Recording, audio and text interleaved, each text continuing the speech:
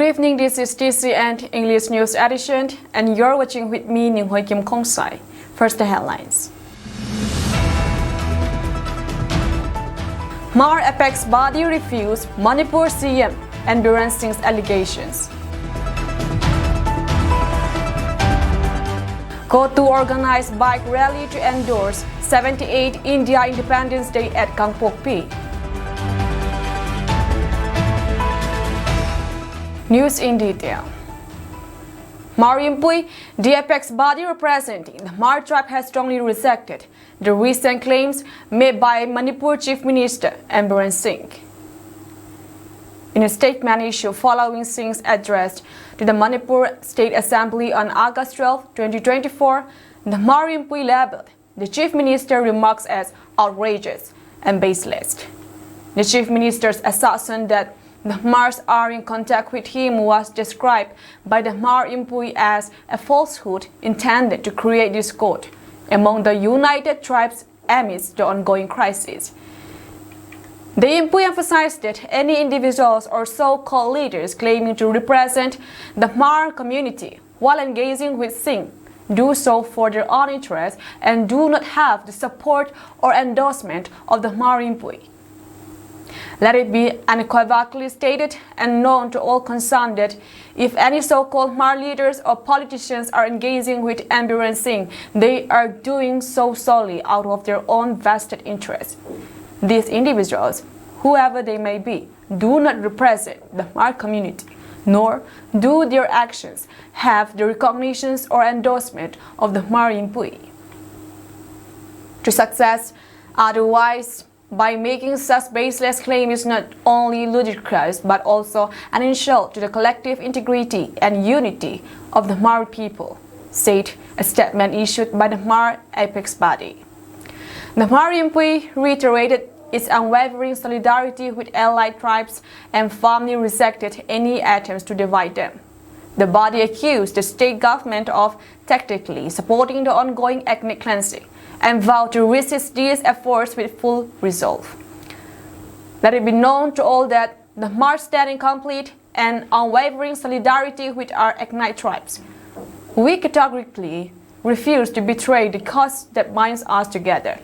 We are brethren, united not just by our shared history and culture, but also by the common pain and suffering inflicted upon us by those who seek to divide and destroy us. The ongoing ethnic cleansing carried out with the tactic support of the state government is a dark chapter in our history that we will continue to resist with all our might.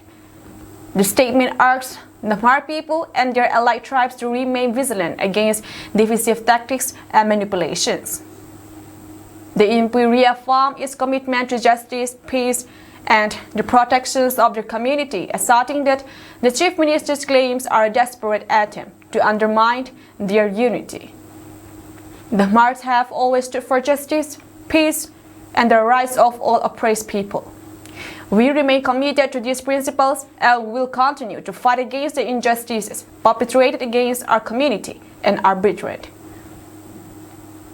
The claim made by Biren Singh is nothing but a desperate move to drive a wedge between us, but he will fail, as nothing could be further from the truth, it said. The apex body further reiterated their commitment to stand firm in the face of adversity, to protect their people, and to ensure that justice prevails. The Mars will not be intimidated, and we will not betray our cause, no matter the cost, it added. The Marimpui also condemned the current political dispensations and radical elements within the Metis community, accusing them of perpetuating apartheid-like policies and distorting their history. The Impui declared its intent to continue the fight against injustices and maintain their collective integrity despite the challenges they faced. On August 14, 2024, the Committee on Tribal Unity organized a bike rally in support of the 78th India Independence Day. The rally started from Danga ground and aimed at Brigadier Thomas Ground, Kangui. The rally aims to unite bikers and spread awareness about the demand for separate administrations with the theme "Kuki Zo are the people of India," demand for separate administrations. The rally drew a large number of participations.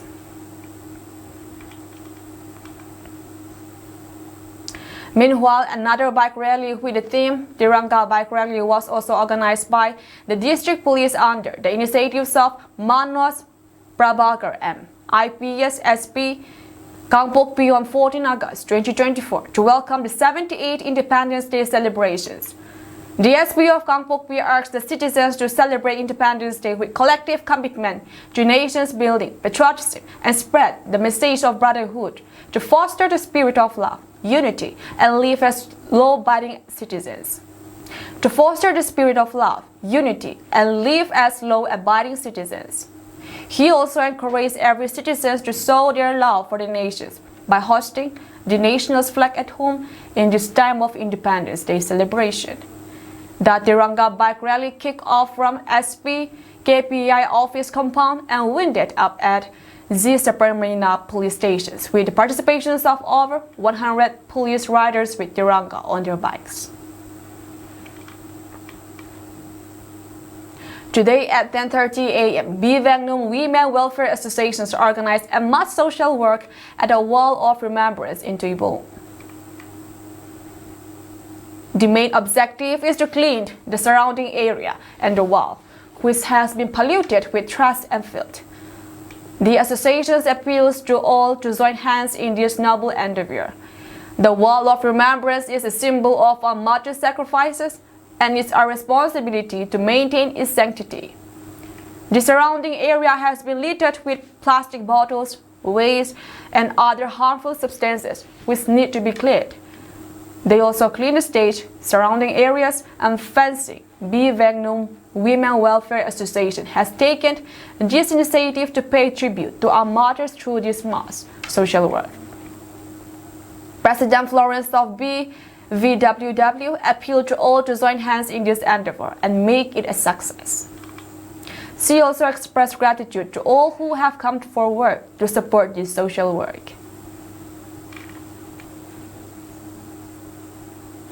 In an endeavor to promote education, discipline, sports, fitness, and national integrations among the young children, the Indian Army organized a day with the company commander event at Zone Kelvin Academy at El Champai in Laimakong and T Yang Nom in Moray on 14 August 2024.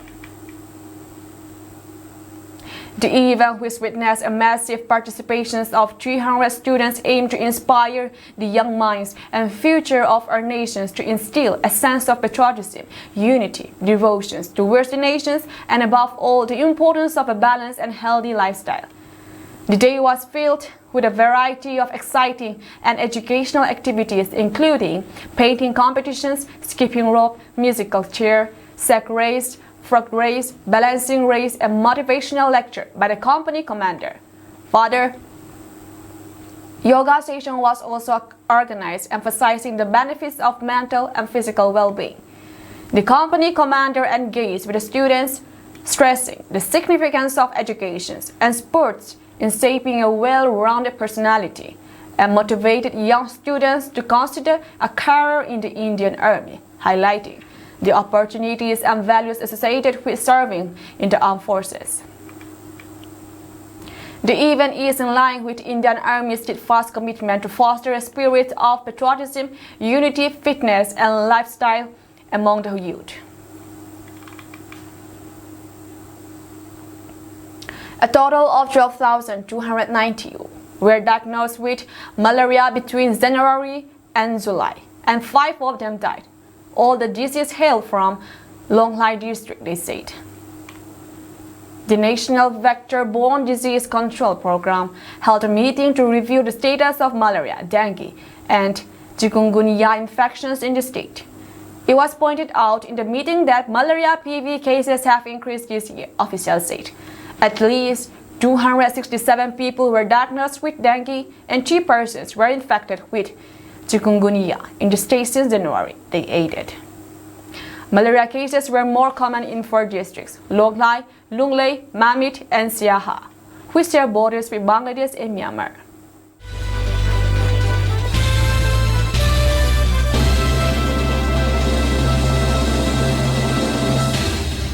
Union Home Minister Amit Shah on Tuesday flagged off the Danga Yatra in Ahmedabad and called upon the youth to come forward and strike Make India a developed nation by 2047.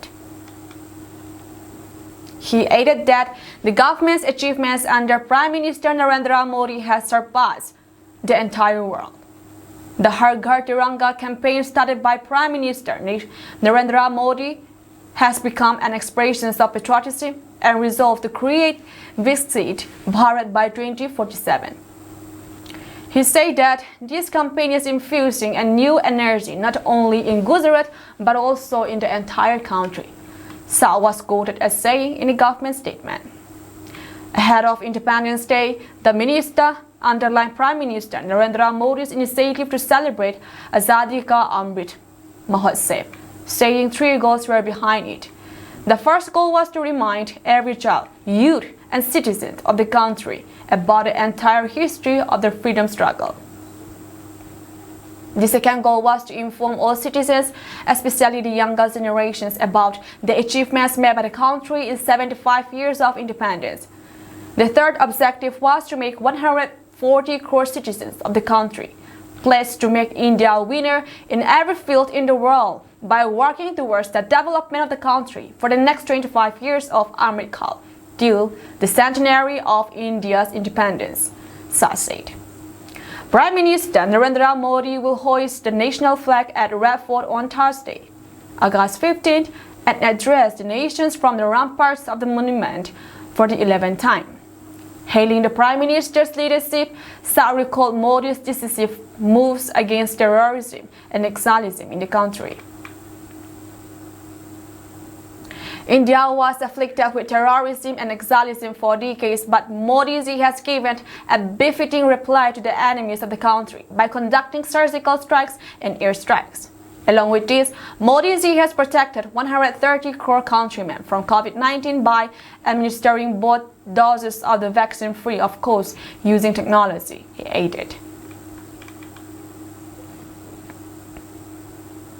The Indian Coast Guard ICG's aircraft and hovercrafts, along with other vessels, are carrying out surveillance operations along the maritime boundary with Bangladesh to prevent an illegal influx into India, amid escalating unrest and the collapse of the government in Bangladesh. Bangladesh is experiencing a volatile political situation, with Sheikh Hasina resigning from the post of Prime Minister on August 5 amid mounting protests. The protests, led mainly by students demanding an end to a quota system for government jobs, evolved into anti-government demonstrations.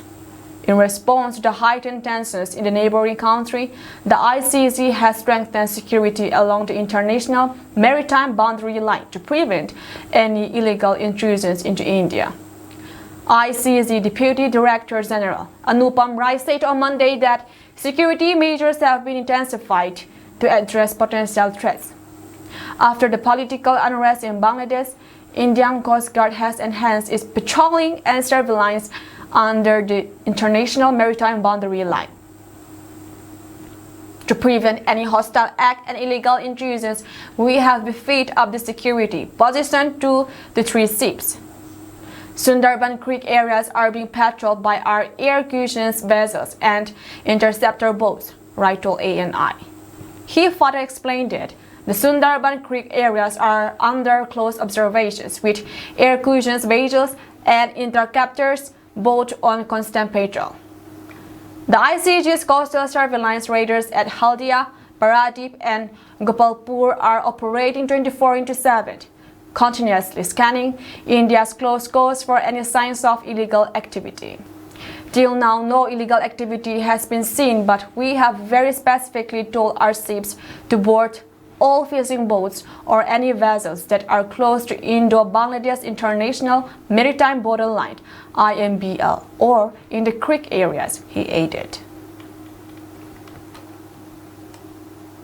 As India prepares to celebrate the 78th Independence Day, the National Aerospace Laboratories NAL unveiled that it is making potent Swadeshi indigenous kamikaze drones, do and die, unmanned aerial vehicles with home-built engines that can power them to fly up to 1,000 kilometers. Loitering munitions are do-and-die machines. They have been widely used in the ongoing Russia-Ukraine war and the Israel-Hamas conflict in Gaza.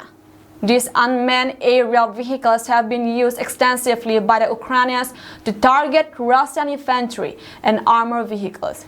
They loitered in the general area of interest for an extended period, carry explosives, and ram the target when commanded by human controllers sitting far away. They can be sent in swarms, that is, multiple drones, and attack enemy installations by overwhelming the radars and enemy defenses.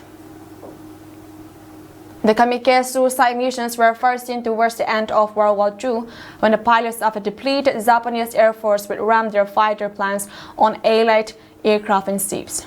Dr. Abhay Pasilkar, director of National Aerospace Laboratories, who is spearheading the research, says India is developing these fully indigenous kamikaze drones. They are a game-changing 21st century new age war machine. The Indian kamikaze drone will be around 2.8 meters long with a wingspan of 3.5 meters, weigh about 120 kg, and carry an explosive charge of 25 kilograms. Dr. Pasilkar told NDTV that the Indian loitering munitions will have an endurance of about 9 hours, meaning that once launched it can continuously hover in the area of interest. After the target is identified, the controller, after authorizations, can send the do-and-die drone on its suicide mission. The Council of Scientific and Industrial Research (CSIR) has given in principle approval for launching a project on loitering munitions or kamikaze drones with CSIR and AL as the nodal laboratory and participations from all the major engineering laboratories of CSIR. This capability will address our national security needs. The Indian kamikaze drone will use a 30-horsepower one-cell engine designed and developed by National Aerospace Laboratories and can fly continuously for 1,000 kilometers with a maximum speed of 180 kilometers per hour. The Indian version will be able to work in GPS-denied scenarios and can use the Indian Navic for navigating and homing on to the target. Such drones deployed by other nations have shown great potential in the modern ongoing wars elsewhere, asserts Dr. Pasilkar. A sudden wave of panic swept through a junior high school in Siframpur area of UP's Chitakuk district on Tuesday when 23 students collapsed one by one due to heat after the morning assembly. According to Ram Milan Kuswaha, the principal of school located in Bihara village, the incident occurred just after the morning prayer when the students were heading to their classrooms. The affected students from class 6 to 8 suddenly fainted, causing alarm. They were quickly taken to the Community Health Center (CHC) in Siframpur for treatment. He said Dr. Pul Singh, physician at the CHC, attributed the fading spells to the intense heat following the recent rains. The students had been standing for an extended period during the prayer, which, combined with the harsh sunlight, led to the incident, he said.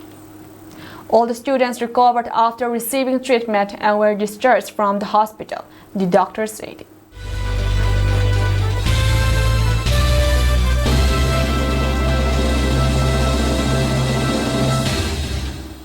Life is back to normal at Lazio after the junta regime has been defeated.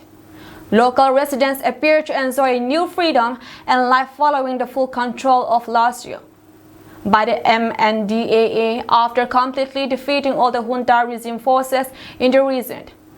Despite massive destructions, local residents are united in volunteering for a cleanup project in the town, while street markets are coming back to life in the northern Shan state of Myanmar.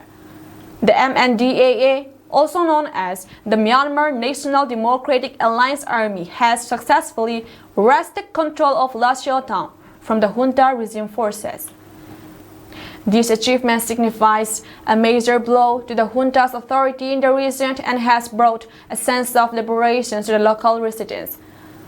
The control of Lasio town by the MNDAA has meant that the local residents are now free from the oppressive regime's control. They can express themselves openly without fear of retributions, and they can enjoy a sense of freedom that was previously unimaginable. The MNDAA's presence has brought a renewed sense of hope and optimism among the townspeople. However, the liberation has come at a cost. The town has been badly affected by the conflict, with widespread destructions witnessed throughout. Buildings and infrastructures have been damaged, and the emotional toll has been immense. Yet, despite the destructions, the local residents have shown remarkable resilience and unity. They are united in their determinations to rebuild and restore the once vibrant town. They have come together to volunteer for a cleanup project, working together to clear debris, repair damaged structures, and make the town livable once again. The spirit of volunteerism is a statement to the strength and resilience of the townspeople.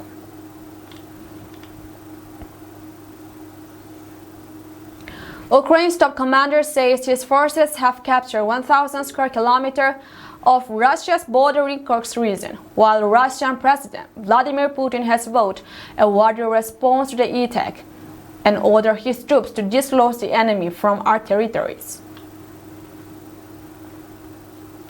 With Russia still struggling to repel the surprise assault a week after it began, Ukraine's top commander briefed President Volodymyr Zelensky by video link and said the advance into Russian territory was ongoing. We continue to conduct an offensive operations in the Kursk region. Currently, we control about 1,000 square kilometers of the territory of Russian Federation, he said in a video published on Zelensky's Telegram account. He provided scant other detail, continuing Kyiv's strategy of silence that contrasts starkly with last year's counter-offensive, which was known about 4 months in advance and which foundered on Russian defensive lines. Kyiv spoke a few hours after Alexei Smirnov, Russia's acting regional governor of Kursk, estimated that Kyiv's forces had taken control of 20 settlements in an incursion that was about 12 km deep and 40 km wide. Though less than half Kyiv's estimate of the Ukrainians' gains, Smirnov's remarks were a striking public admission of a major Russian setback more than 29 months since it launched a full-scale invasion of its smaller neighbor. It was not possible to verify independently the claim made by either side. In a televised meeting with government officials, Putin said that one of the obvious goals of the enemy is to sow discord, strife, intimidate people, destroy the unity and cohesion of Russian society. The main task is, of course, for the defense ministry to dislodge the enemy from our territories, he said, adding that Kyiv was attempting to gain a better negotiations positions in potential talks to end the war and to halt Moscow's offensive in eastern Ukraine.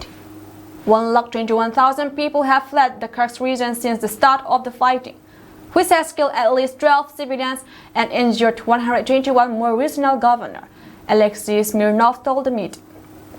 Authorities in Kursk announced on Monday they were widening their evacuation area to include Belovsky district, home to 14,000 residents. The neighboring Belgorod region also said it was evacuating its border district. Putin said Russia would respond by showing unanimous support for all those in distress and claimed there had been an increase in men signing up to fight. The enemy will receive a worthy response, he said. Zelensky told Ukrainians in his nightly address on Monday that the operation was a matter of Ukrainian security and the Kursk region had been used by Russia to launch many strikes against Ukraine. He said Ukraine's northeastern Sumy region, which lies across the border from Kursk region, has been struck by Russia almost 2,100 times since 1st June. The U.S. has approved $20 billion in arms sales to Israel. including scores of fighter jets and advanced air-to-air missiles, the State Department announced Tuesday. Congress was notified of the impending sale, which includes more than 50 F-15 fighter jets, advanced medium-range air-to-air missiles or AMRAAMs, 120mm tank ammunition and high-explosive motors and tactical vehicles, and comes at a time of intense concern that Israel might become involved in a wider Middle East war. However, the weapons are not expected to get to Israel anytime soon. They are contracts that will take years to fulfill. Much of what is being sold is to help Israel increase its military capability in the long term. The earliest systems being delivered under the contract are not expected until the 2026 timeframe. The United States is committed to the security of Israel, and it is vital to U.S. national interest to assist Israel to develop and maintain a strong and ready self-defense capability. This proposal is consistent with those objectives, the State Department said in a release on the sale. The Biden administration has had to balance its continued support for Israel with a growing number of calls from lawmakers and the U.S. public to curb military support due to the high number of civilian deaths in Gaza.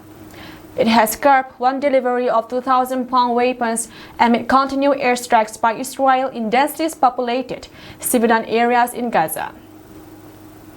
The contracts will cover not only the sale of new 50 aircraft to be produced by Boeing, it will also include upgrade kits for Israel to modify its existing fleet of 2,000 F-15 fighter jets with new engines and radars, among other upgrades.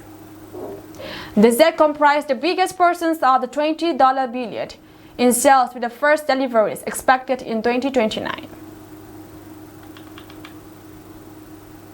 Zapan's Prime Minister Fumio Kishida will not seek re-elections as leader of the ruling Liberal Democratic Party (LDP), which he says needs a new start. The 67-year-old LDP veteran is expected to step down as PM after the party elects a new leader in September. Support for Kishida, who has been PM since 2021, has fallen in the wake of a corruption scandal involving his party, rising living costs and a slumping yen. His approval rating had plummeted to 15.5% last month, the lowest for a PM in more than a decade. In the upcoming presidential elections, it's necessary to show the people that the Liberal Democratic Party will change, Kishida said at a press conference on Wednesday announcing his decision. A transparent and open elections and free and open debate are important. The first easy-to-understand steps that indicates that the LDP will change is for me to step back, he said. Within the party, some have doubted whether Kishida can lead the LDP to a win in the next general elections due in 2025. The party has been in power almost continuously since 1955. Still, LDP leaders were shocked by Kishida's announcement. A senior leader told broadcaster NHK that he had tried to persuade Kishida to run for office, but the Prime Minister said that would have been irresponsible. A member of Kishida factions in the party called the decision very regrettable and unfortunate, adding that PM had a good record in foreign policy, defense policy, and domestic politics, but he was forced to step down due to the issue of politics and money. Analyst says that BBC that Japan is going through a once-in-a-generation political crisis as the ruling party fights to clean up its image. Last December, 4 LDP cabinet ministers resigned within a fortnight over a fundraising scandal involving the ruling party's most powerful factions. 5 senior vice ministers and a parliamentary vice minister from the same factions, formerly led by the late PM Shinzo Abe, also quit. Zapan's prosecutors launched a criminal investigations into whether dozens of LDP lawmakers received proceeds from fundraising events that saw millions of dollars kept off official party records. But Quisada's handling of the fundraising scandal drew public criticism, which made him more unpopular. The controversy also unfolded as Japanese households struggled with food prices soaring at the fastest rate in almost half a century. The combinations of economic woes and political scandal fueled mistrust in the ruling party despite a weak and divided opposition. From now on, the entire political situations will be in flux. Jun Azumi, an MP from the main opposition Constitutional Democratic Party, told NHK after Quisada's announcement. Former President Donald Trump suggested Monday he will flee to Venezuela if he loses the November elections, claiming it is far safer than the U.S. Trump joined ex-owner Elon Musk for a 2-hour live interview Monday night on the tech billionaire's platform. The live stream drew more than 1 million listeners, despite initially facing technical difficulties, with Musk blamed on a massive DDoS attack. Toward the end of the interview, Trump appeared to speculate over the potential outcome of the November presidential elections. If something happens with these elections, which would be a horror show, we'll meet the next time in Venezuela because it'd be a far safer place to meet than our country. Okay? The former president told Musk. Trump claimed Venezuela crime rate is decreasing while that of the U.S. is going through the roof. He lays a variety of criminals, including murderers and rapists, have been released from Venezuelan prisoners and are coming to the U.S. You haven't seen anything yet because these people have come into our country and they're just getting acclimated and they don't know about being politically correct, law enforcement or lack of law enforcement, and our police, he said. Earlier this month, Musk appeared to threaten Venezuelan President Nicolas Maduro through X. While responding to a video showing the Venezuelan president with armed soldiers, the ex-owner wrote, "I'm coming for you, Maduro." This video's corresponding caption has falsely said Maduro was instructing soldiers to keep Musk out of Venezuela. "I will carry you to Gitmo on a donkey," Musk added, referencing U.S. military present Guantanamo Bay. Trump's and Musk's remarks come amid intense political tensions in Venezuela. The country's opposition coalition has consistently protested its electoral commission's declaration that Maduro won a third term in office last month. The U.S. has stood by the opposition with Secretary of State Antony Blinken, saying the country recognizes Maduro's opinion as the rightful winner, citing overwhelming evidence. That's all from us, and we thank you for joining our program.